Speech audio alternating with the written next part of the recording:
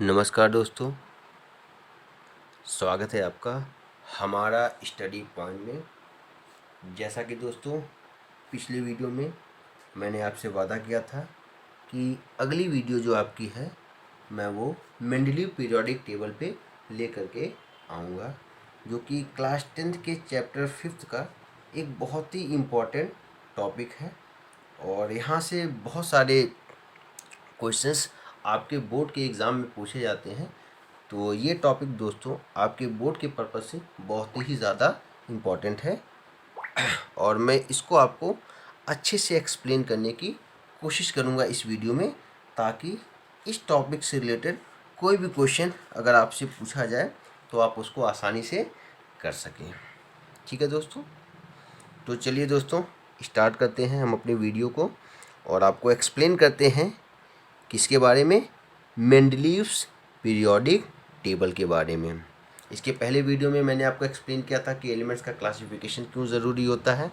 फिर हम लोगों ने उस क्लासिफिकेशन में पढ़ा था डॉबेनियस स्टेट के बारे में, उनके ड्रॉबैक्स भी हम लोगों ने देखे थे। और अगले वीडियो में मैंने आपको न्यूलैंड्स के ऑक्टेव लॉ को बताया था, उनकी मेरिट्स और डिमेरिट्स को भी मैंने आपको एक्सप्लेन किया था। और इस वीडियो में दोस्तों हम लोग देखेंगे मेंडलीव्स पीरियोडिक टेबल के बारे में, उनकी मेरिट्स और डिमेरिट्स भी हम लोग इसी वीडियो में देखेंगे। ठीक है दोस्तों, तो चलिए स्टार्ट करते हैं अपने वीडियो को। देखिए दोस्तों, कॉन्सेप्ट अच्छे से समझिएगा ताकि आपको ये वीडियो भी पसंद आए और टॉपिक भी अच्छे से क्लियर हो जाए। तो जैसा कि दोस्तों जानते हैं, आपका जो न्यूलैंड्स का लॉ था वो रिजेक्ट कर गया, उसमें बहुत सारे ड्रॉबैक्स थे, लिमिटेशंस थी, तो उसको कैंसिल कर दिया गया। ठीक है, तो बहुत सारे साइंटिस्ट ने सर्च करना स्टार्ट कर दिया, ठीक है, कि एक नया पैटर्न फॉलो किया जाए, कुछ नई चीज़ों को डिस्कवर किया जाए ताकि एलिमेंट्स को हम अरेंज कर सकें एक नए फॉर्म में। तो जैसा कि दोस्तों जो कॉन्सेप्ट था एटॉमिक मास का, जो कि आपके डॉबेनियर्स ने दिया था, उसको न्यूलैंड्स ने अपने ऑक्टेव लॉ में अप्लाई किया था। तो उसी कॉन्सेप्ट को मेंडलीव ने भी अपने पीरियोडिक टेबल में क्या किया था, अप्लाई किया था। तो थोड़ा सा हम लोग इसके बारे में पहले पढ़ते हैं। The main credit of classification of elements goes to Dmitri Ivanovich Mendeleev. तो इनका पूरा नाम दोस्तों क्या था, डिमित्री इवोंची मेंडलीव। तो जो आपके एलिमेंट का क्लासिफिकेशन का क्रेडिट जाता है दोस्तों, श्रेय जिसको बोलते हैं, वो एक रशियन केमिस्ट थे। कौन थे, रशियन केमिस्ट थे, जिनका नाम दोस्तों क्या है, डिमित्री इवोंच मेंडलीव। उनको जाता है।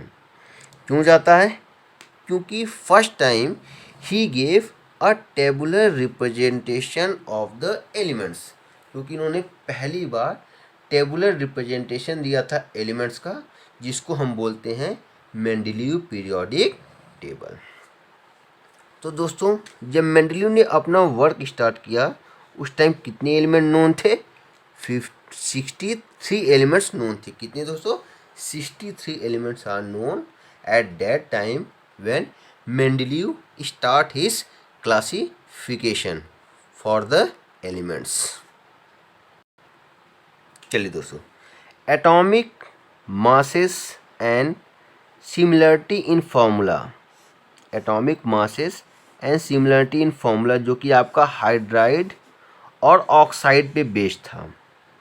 ये आपका मेन क्लासिफिकेशन का कॉन्सेप्ट था मेंडलीव के पीरियोडिक टेबल में। Means in the Mendeleev periodic table, Mendeleev gave importance to the atomic masses of the elements and the chemical properties of elements। तो दो चीज़ों को उन्होंने अपने पीरियोडिक टेबल में इम्पोर्टेंस दिया था। पहला क्या था, इंक्रीजिंग एटॉमिक मास को इम्पोर्टेंस दिया था दोस्तों, और दूसरा क्या है, एलिमेंट्स की केमिकल प्रॉपर्टीज़ को भी इम्पोर्टेंस दिया था। और इन प्रॉपर्टीज़ में बेसिक प्रॉपर्टीज़ आपकी कौन सी थी, हाइड्राइड और ऑक्साइड थी। कौन सी थी, हाइड्राइड और ऑक्साइड। ठीक है दोस्तों, तो चलिए दोस्तों देखते हैं हमारा अगला टॉपिक, मेंडलीव्स पीरियोडिक लॉ। तो जैसा कि मैंने आपको बताया कि मेंडलीव ने इंक्रीजिंग एटॉमिक मास और केमिकल प्रॉपर्टीज़ को इम्पोर्टेंस दिया था अपने पीरियोडिक टेबल में। तो उन्होंने जो लॉ दिया था उसको बोलते हैं मेंडलीव पीरियोडिक लॉ। और ये लॉ क्या कहता है दोस्तों? बहुत ही सिंपल लॉ है, मैंने उसको इजी लैंग्वेज में लिखा है ताकि आपको आसानी से ये लॉ समझ में आ जाए। तो क्या है दोस्तों इनका periodic law? The physical and chemical properties of elements. किसी भी एलिमेंट की जो फिजिकल और केमिकल प्रॉपर्टीज़ हैं वो किस पे डिपेंड करेंगी? उसके एटॉमिक मास पे डिपेंड करेंगी। यही आपका दोस्तों क्या है? मेंडलीव पीरियोडिक लॉ है। तो हम कह सकते हैं दोस्तों the physical and chemical properties of elements are a periodic function of their atomic masses. किसी भी एलिमेंट की जो फिजिकल और केमिकल प्रॉपर्टीज़ हैं वो टोटली किस पे डिपेंड करेंगी? उसके एटॉमिक मास पे। इसी स्टेटमेंट को, इसी कॉन्सेप्ट को दोस्तों हम लोग बोलते हैं मेंडलीव पीरियोडिक लॉ। ठीक है दोस्तों, चलिए आगे देखते हैं दोस्तों। When elements are arrange in order of increasing atomic masses. तो जब एलिमेंट्स को दोस्तों हम अरेंज करेंगे इंक्रीजिंग एटॉमिक मासेस के बेसिस पे, तो एलिमेंट्स विथ सिमिलर प्रॉपर्टीज़, तो ऐसे एलिमेंट्स जिनकी प्रॉपर्टीज़ क्या है? सिमिलर हैं, वो आपके क्या होंगे दोस्तों? रिपीट होंगे आफ्टर सर्टेन रेगुलर इंटरवल, एक रेगुलर इंटरवल के बाद। और इसी रिपीटिशन की प्रॉपर्टीज़ को दोस्तों हम लोग क्या बोलते हैं? Periodicity of property. ये जो एक रेगुलर टाइम के बाद एलिमेंट्स रिपीट हो रहे हैं, इनकी प्रॉपर्टीज़ क्या हो रही है? सेम हो रही है। इसी को दोस्तों हम लोग बोलते हैं पीरियोडिसिटी ऑफ प्रॉपर्टीज़। मतलब जो हम एलिमेंट्स को इंक्रीजिंग एटॉमिक मास के बेसिस पे अरेंज करते हैं, तो एक टाइम के बाद एलिमेंट्स की प्रॉपर्टीज़ क्या हो रही है? रिपीट हो रही है। और इसी रिपीटिशन के कॉन्सेप्ट को जो एक रेगुलर इंटरवल के बाद आपका हो रहा है, इसी को दोस्तों हम लोग बोलते हैं पीरियोडिसिटी ऑफ प्रॉपर्टीज़। क्या दोस्तों? Periodicity of properties. चलिए दोस्तों, अब हम लोग देखेंगे दोस्तों क्या? Features of Mendeleev periodic table. तो मेंडलीव पीरियोडिक टेबल्स के फीचर्स के बारे में दोस्तों हम लोग यहाँ पे पढ़ेंगे, जानेंगे कि इनके पीरियोडिक टेबल के फीचर्स क्या हैं। ठीक है दोस्तों, तो देखिए Mendeleev periodic table consist of, इनके पीरियोडिक टेबल में क्या क्या है। तो पहले दोस्तों इनके टेबल को पीरियोडिक टेबल क्यों बोला गया? क्योंकि पहली बार इन्होंने टेबुलर फॉर्म में रिप्रेजेंटेशन दिया था एलिमेंट्स का, इसलिए इनके टेबल को हम लोग कहते हैं पीरियोडिक टेबल। पीरियोडिक टेबल क्यों कहते हैं? अभी मैंने आपको पीछे बताया था पीरियोडिसिटी के बारे में कि एक रेगुलर टाइम के बाद एलिमेंट्स की जो प्रॉपर्टीज़ हैं वो रिपीट हो रही हैं, तो इसी रिपीटिशन की वजह से इनके टेबल को क्या कहा गया? पीरियोडिक टेबल कहा गया। ठीक है दोस्तों, चलिए देखते हैं इनके फीचर्स क्या हैं। तो इनके पीरियोडिक टेबल में क्या था दोस्तों? 7 हॉरिजेंटल रोज थी। कितनी थी? 7 हॉरिजेंटल रोज थी। और इन रोज को क्या कहा गया दोस्तों? पीरियड्स कहा गया। क्या कहा गया? Periods. And they are numbered from 1 to 7, और इनको न्यूमरिक वैल्यू से रिप्रेजेंट किया गया। कहाँ से कहाँ तक? 1 से लेकर के 7 तक।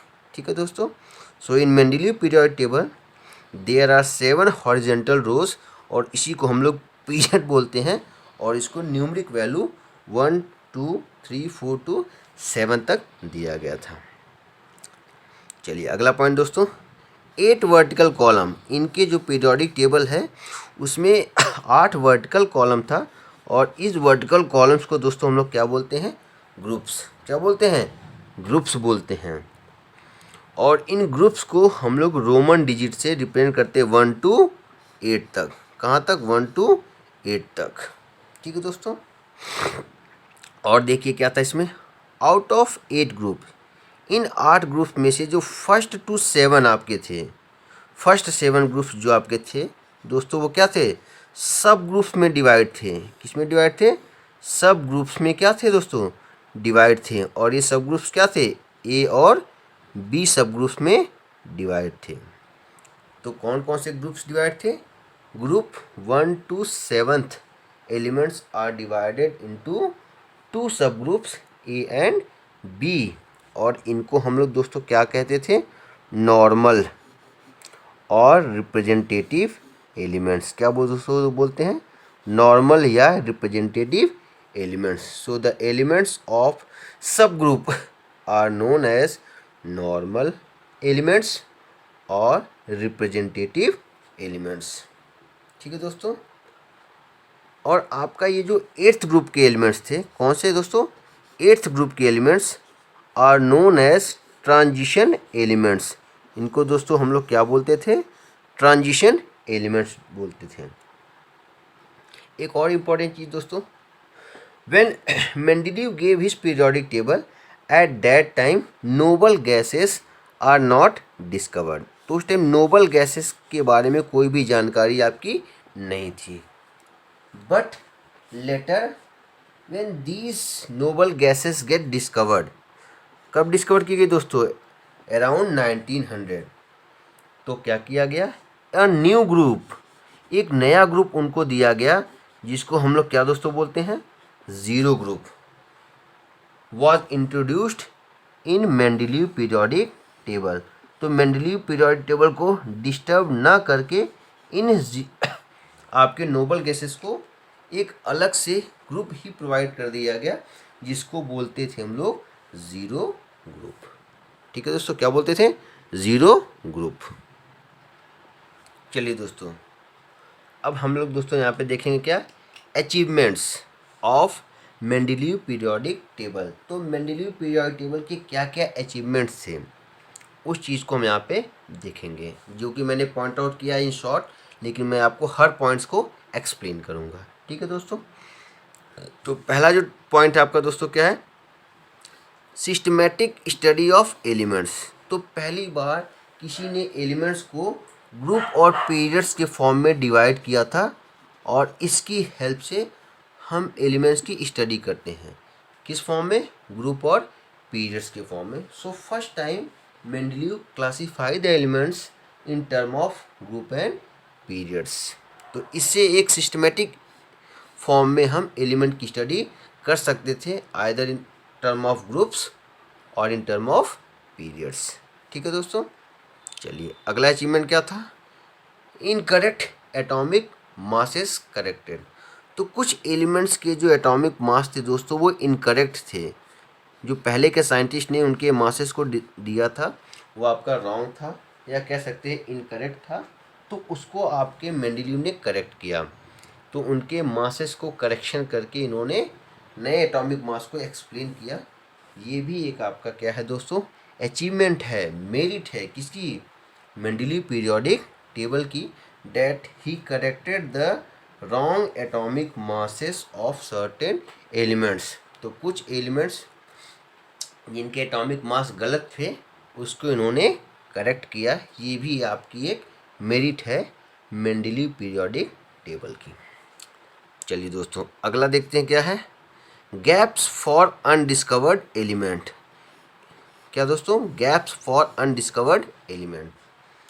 So when Mendeleev arrange the elements in increasing order of the atomic mass, तो वहाँ पे उन्होंने दोस्तों पाया कि इस कॉन्सेप्ट में कुछ ऐसे एलिमेंट्स ऐसे ग्रुप में आ जा रहे हैं जिसकी प्रॉपर्टीज़ बाकी जो उस ग्रुप के मेंबर्स हैं उसके साथ मैच नहीं कर रही है।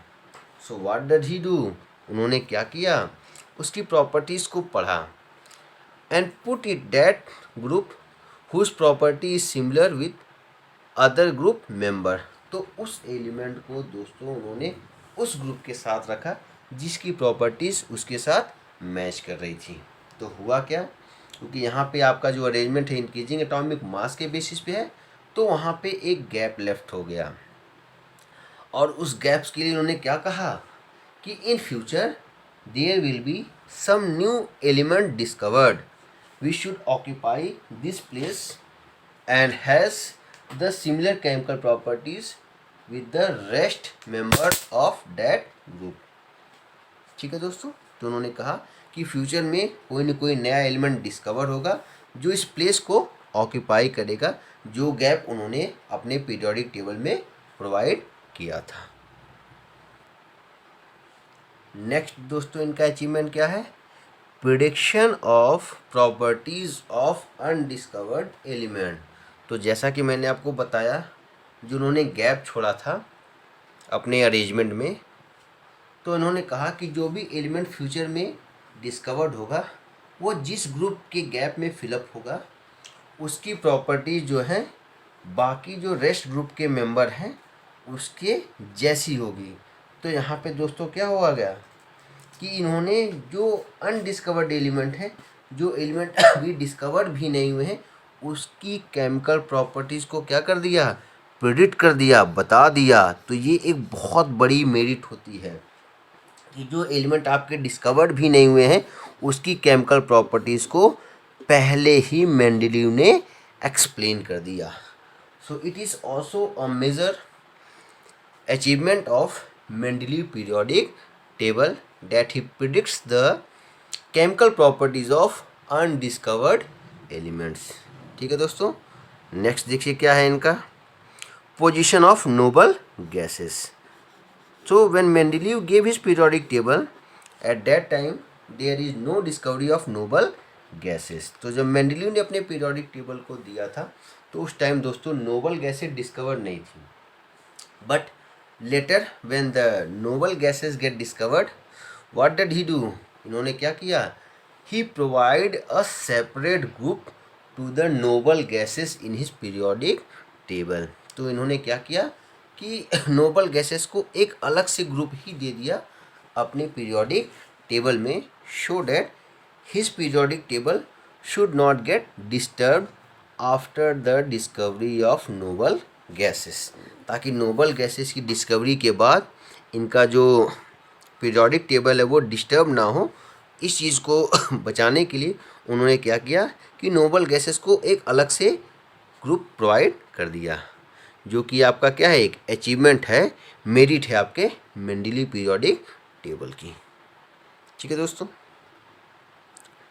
चलिए दोस्तों अब हम देखेंगे दोस्तों लिमिटेशंस या drawback of Mendeleev periodic table. तो अभी तक दोस्तों हम लोगों ने मेंडेलीव पीरियोडिक टेबल की एजम्पशंस देखे थे, मेरिट्स देखी थी। अब हम लोग देखेंगे क्या इनके ड्रॉबैक्स या लिमिटेशंस, जो कि बहुत ही ज़्यादा इम्पॉर्टेंट है। तो चलिए दोस्तों, पहला लिमिटेशन क्या है? Position of isotopes. तो आइसोटोप्स क्या होते हैं सारे बच्चों को क्लियर होगा, क्योंकि क्लास 9 में आप लोगों ने इसके बारे में पढ़ा है दोस्तों। सो आइसोटोप्स क्या होते हैं मैं एक बार आपको फिर से एक्सप्लेन कर देता हूँ। So isotopes are the elements having same atomic number but different atomic masses. तो आइसोटोप्स ऐसे एलिमेंट्स होते हैं दोस्तों जिनका एटॉमिक नंबर तो सेम होता है लेकिन एटॉमिक मास आपका डिफरेंट होता है। और in the Mendeleev periodic table elements are arrange in increasing order of their atomic mass. और जैसा कि आपको पता है दोस्तों कि मेंडेलीव के पीरियोडिक टेबल में जो एलिमेंट्स का अरेंजमेंट था वो इंक्रीजिंग एटॉमिक मास के बेसिस पे था। तो किसी भी एलिमेंट के जितने भी आइसोटोप्स होंगे उनको अलग अलग प्लेस मिलनी चाहिए थी, किसमें? मेंडेलीव के पीरियोडिक टेबल में। क्यों? Because isotopes have different atomic masses. लेकिन मेंडेलीव ने आइसोटोप्स को कोई भी प्लेस अपने पीरियोडिक टेबल में नहीं दिया था। It was a major drawback of Mendeleev periodic table, क्योंकि इनका जो अरेंजमेंट है वो इंक्रीजिंग एटॉमिक मास के बेसिस पे था। तो इस तरह से उन्होंने आइसोटोप्स को कोई भी पोजीशन नहीं दिया अपने पीरियोडिक टेबल में, ये एक आपका ड्रॉबैक है। अगला दोस्तों देखते हैं anomalous position of some elements. कुछ एलिमेंट्स की पोजीशन को इन्होंने क्या कर दिया? रॉन्ग पुटअप किया था। मीन्स जैसे कि आपके न्यूलैंड्स ने किया था, अनलाइक प्रॉपर्टीज़ के एलिमेंट को एक साथ रखा था, तो वैसे ही आपके मेंडेलीव ने भी क्या किया? जो आपका इंक्रीजिंग एटॉमिक मास का कॉन्सेप्ट है इसको फॉलो नहीं किया था, और कुछ एलिमेंट्स की जो पोजीशन है उसको इन्होंने क्या कर दिया था, चेंज कर दिया था। तो ये भी एक ड्रॉबैक है आपके मेंडलीव पीरियोडिक टेबल का, कि जो डिफरेंट केमिकल प्रॉपर्टीज़ रखने वाले एलिमेंट्स हैं उनको एक ग्रुप में पुटअप कर दिया था। तो it was a major drawback of Mendeleev periodic table that he puts two different chemical properties elements in same group. ठीक है दोस्तों, चलिए अगला देखिए, grouping of chemically dissimilar elements.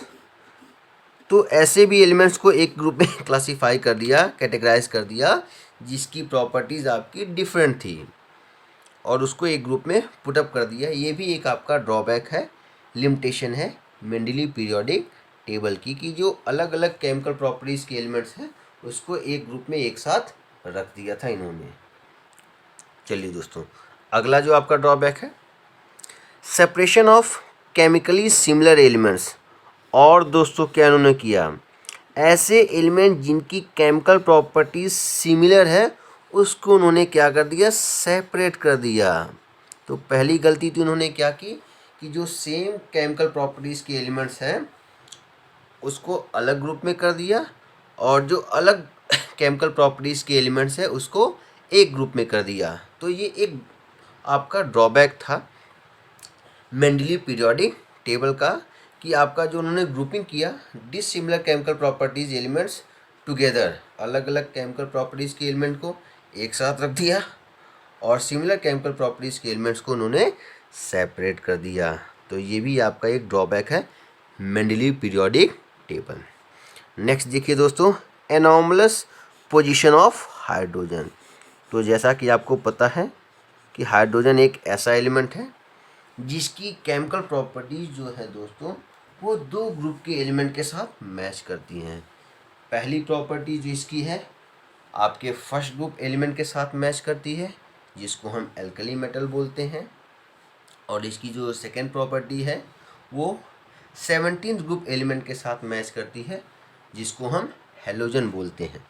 तो कहीं कहीं पे आपका दोस्तों हाइड्रोजन है जो वो मेटल की प्रॉपर्टी को कंसिस्ट करता है, और किसी किसी कंपाउंड में ये आपके नॉन मेटल की प्रॉपर्टीज़ को कंसिस्ट करता है। तो इस तरह से इसको एक प्रॉपर प्लेस नहीं मिला किसमें, मेंडलीव के पीरियोडिक टेबल में, कि इसको फर्स्ट ग्रुप एलिमेंट के साथ रखा जाए या 17th ग्रुप एलिमेंट के साथ रखा जाए। तो ये एक आपका ड्रॉबैक है, लिमिटेशन है मेंडलीव पीरियोडिक टेबल की। ठीक है दोस्तों, पोजीशन ऑफ लैंथेनाइड और एक्टिनाइड सीरीज़। बाद में जो आपके लैंथेनाइड और एक्टिनाइड सीरीज़ हुए तो इसके लिए कोई पोजीशन आपकी मेंडलीव ने अपने पीरियोडिक टेबल में नहीं दिया था। तो ये भी एक ड्रॉबैक आपका मेंडलीव पीरियोडिक टेबल का, कि जब आपके लैंथेनाइड और एक्टिनाइड का डिस्कवरी हुई तो इसको कहाँ प्लेस दिया जाएगा, इस चीज़ को मेंडलीव ने अपने पीरियोडिक टेबल में शो नहीं किया था या प्लेस आपका प्रोवाइड नहीं किया था। और लास्ट आपका दोस्तों क्या है, कॉज ऑफ पीरियोडिसिटी।